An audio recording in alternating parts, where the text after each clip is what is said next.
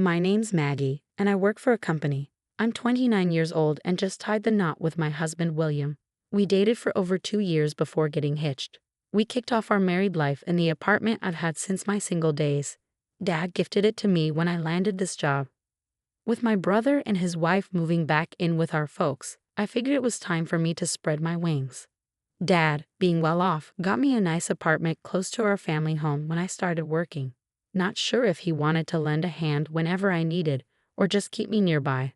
But either way, I ended up in a fantastic place.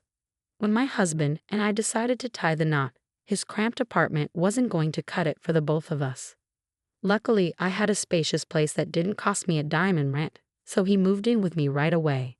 The first time I visited his family's home in a snowy area was during winter.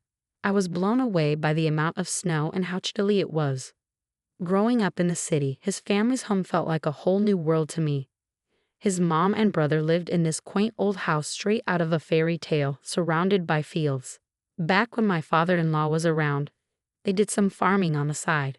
Their nearest neighbors were a bit of a hike away. My husband had been living in a tiny apartment, too cramped for both of us. Luckily, I had a spacious place that didn't cost a cent in rent, so he moved in with me right away when we decided to tie the knot. The first time I visited his family's home in a snowy area was during winter. I was amazed by the vast amount of snow and how cold it was.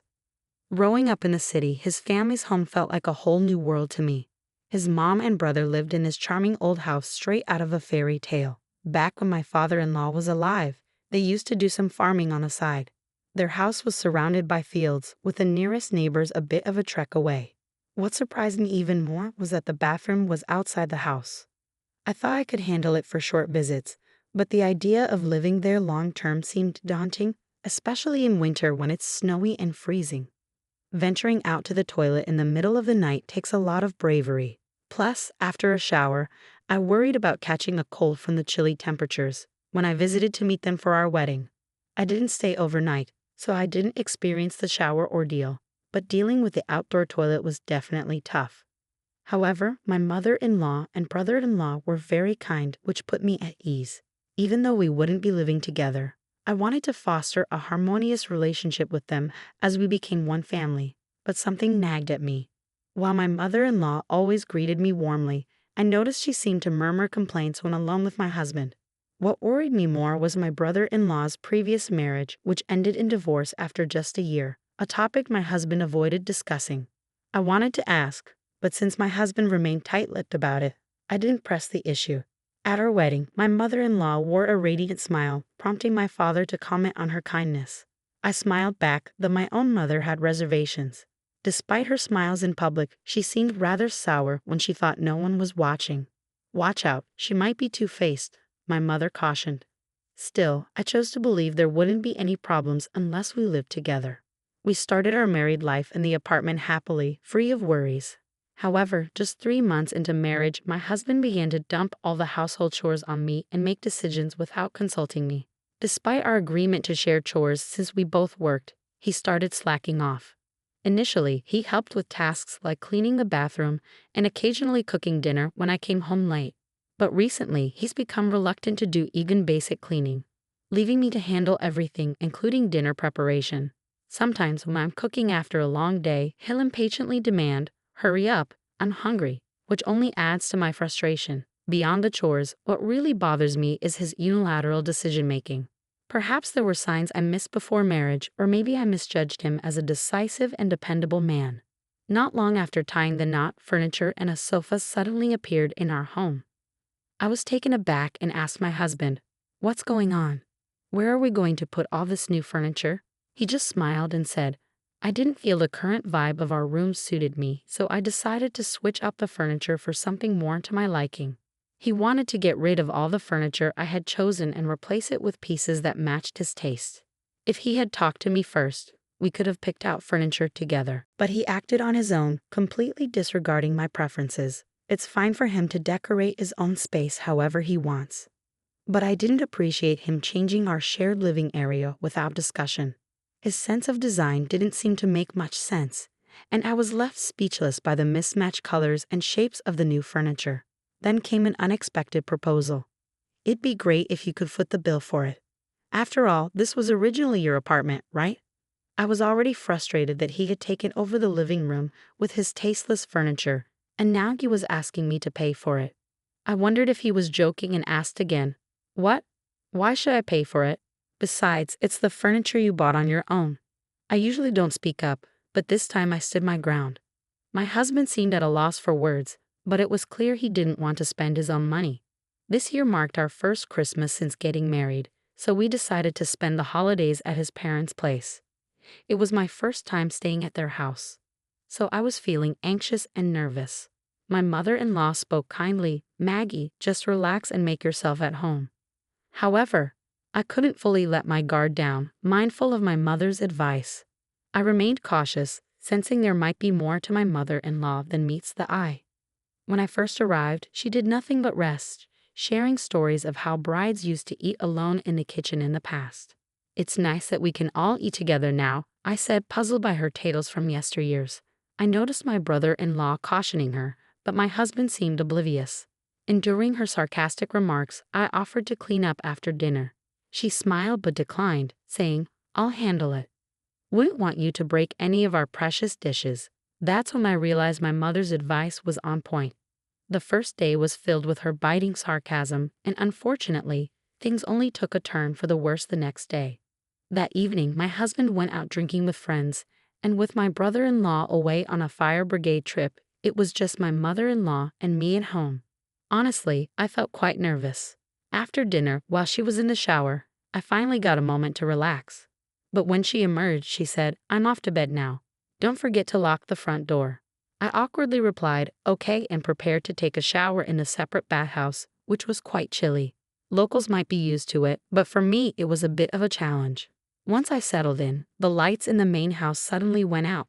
As I relaxed in the bathtub, I thought I heard footsteps outside, so I stayed still and listened carefully. After a while, everything went pitch dark. Initially, I thought it was a power outage, but when I peeked out the window, I noticed the lights in the neighboring house were still on.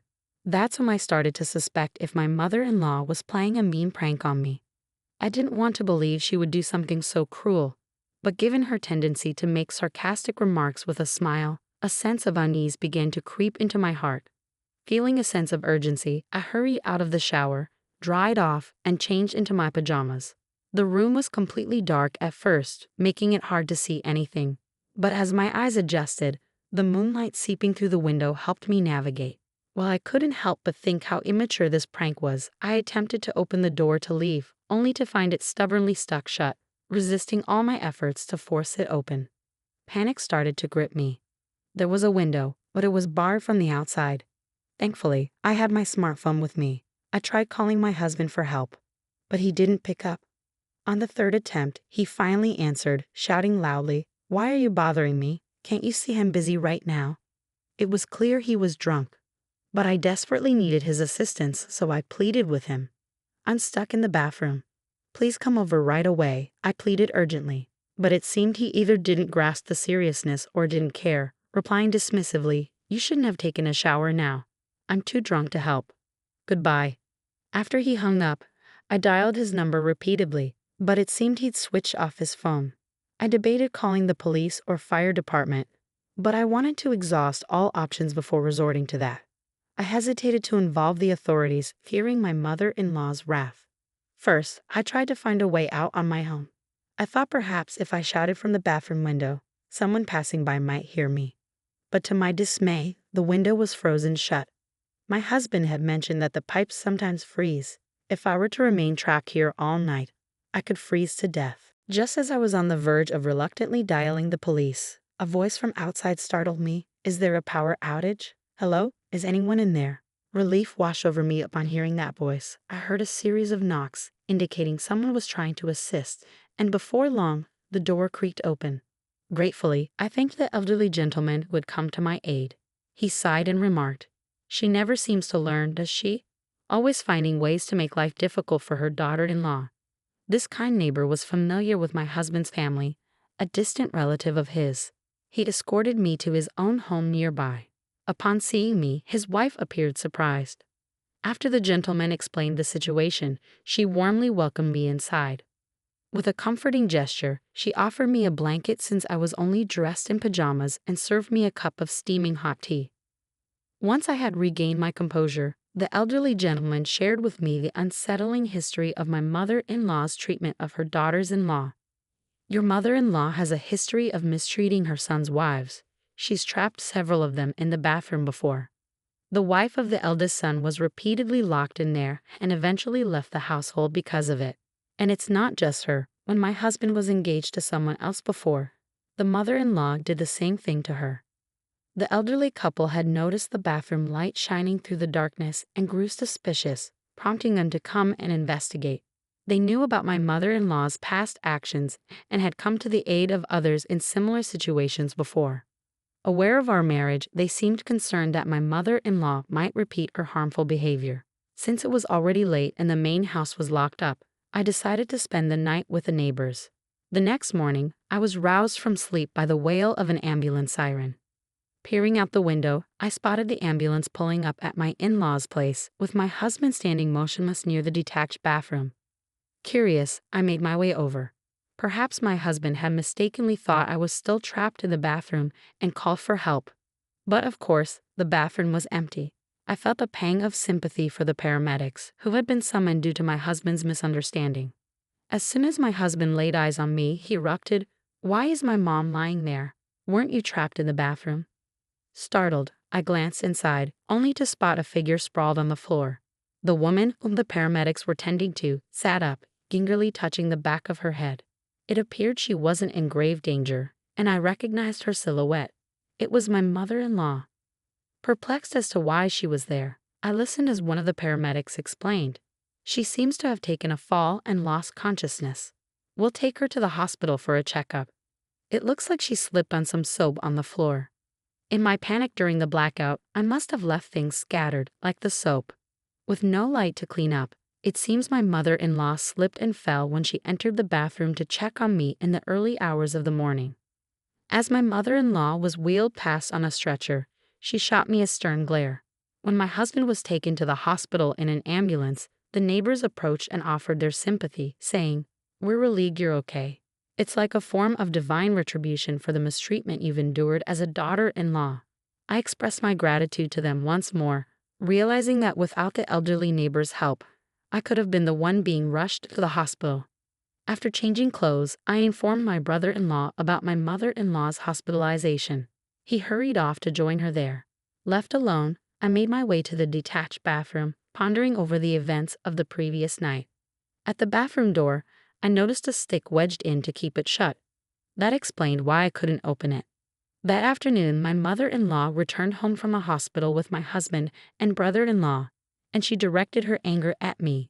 "If you had stayed in the bathroom and let me know, none of this would have happened." Before I could respond, my husband joined in, expressing his frustration. Exactly. If Maggie had just stayed put, my mother wouldn't be in this situation. However, my brother-in-law angrily intervened. "What's wrong with you two?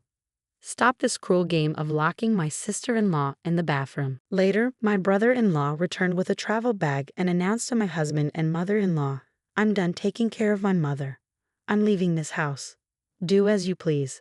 Unable to endure it any longer, I turned to my brother-in-law and asked, "I'm leaving too.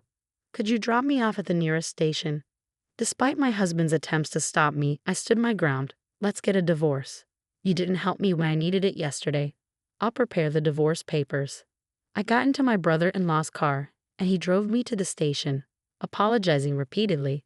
"I'm truly sorry, Maggie. I never imagined you would go through this. Those cruel people are no longer family to me." I returned to my apartment, prepared the divorce papers, and began packing my husband's belongings. When he returned and saw his things packed, he initially thought I was joking about divorce. But his shock turned to anger when he saw the actual papers. "You're ending our marriage over something so trivial? You weren't even hurt, were you?" Realizing it was futile to argue, I silently handed him the papers. With reluctance, he signed them and left the apartment. However, it became evident that he didn't have the means to rent another place or hadn't found one yet. The truth was, throughout our marriage, he had been dependent on my income, often spending recklessly and even accumulating debt. After leaving our home, my husband initially stayed with a coworker. But as time passed, even that support faded, and he found himself increasingly isolated. Losing his home, evading debt collectors, and eventually losing his job, he found himself in a dire financial crisis. My mother-in-law has become a topic of neighborhood gossip, with rumors circulating that she drove her daughter-in-law to divorce. It seems she's now avoided by others, and according to my brother-in-law, she lives a solitary life, much like my husband. With my brother-in-law also gone, she's left to manage on just her pension, facing financial strain. In rural areas, having a car is essential, but with no one at home and a strained relationship with the neighbors, she's unable to receive any assistance. It appears my mother-in-law, abandoned by both family and neighbors, lives alone. As for my husband, he's consumed by his own troubles and lacks the means to aid his mother. After our divorce, I replaced the tacky furniture he chose with pieces I love. I've embarked on a new chapter, hopeful for a brighter future and open to new, positive experiences.